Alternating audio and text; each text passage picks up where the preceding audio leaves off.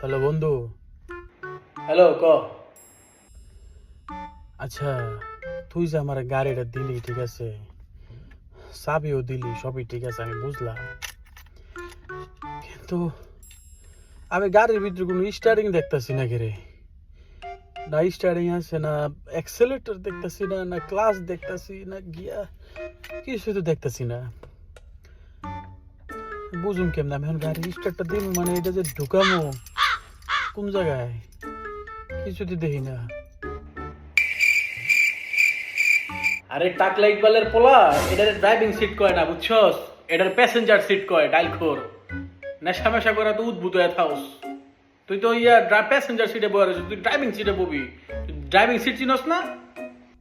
কস কি আমি ভুল জায়গায় বসি? ও, আরে হতো আগে কবি না মানে